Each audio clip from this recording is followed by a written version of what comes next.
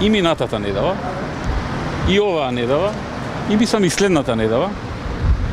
повикуван сум на рочишта секој работен ден, без исклучок. Секој работен ден, минатата недела, оваа недела и следната недела. Тоа е во директна спротивност на начелата на судот во Страсбург и е во директна спротивност на Конвенцијата за човекови права, член 6, да не се даде можност за подготовка на оние кои што се обвинети. Нас не држат тука најчесто и по цели денови, како што веројатно ќе биде и денеска, и немаме никаква можност да се подготвиме. Исто така ми се оневозможува моето учество во парламентот. Значи не сум повикуван еднаш или два пати во неделата, па да речеме другите 2 или 3 дена да можам да работам она што е моја работа во парламентот, туку секој ден, што веројатно секој ден сум во судот наместо во парламентот, без да ми се овозможи дури еден ден да присуствувам како пратеник во парламентот, што веројатно е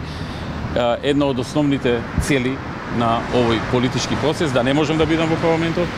да не можам да бидам активен политички, туку секој ден да бидам по цел ден, по цел работен ден,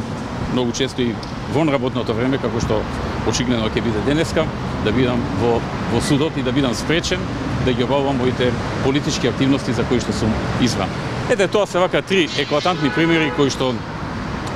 укажуваат на уште еднаш укажуваат и покажуваат на еден класичен политички процес наместо еден нормален правен процес кој што можеше да го има Република Македонија за сето ова, ако воопшто и требаше да го има, имајќи во обзир дека во случаите нема никакви сторени дела.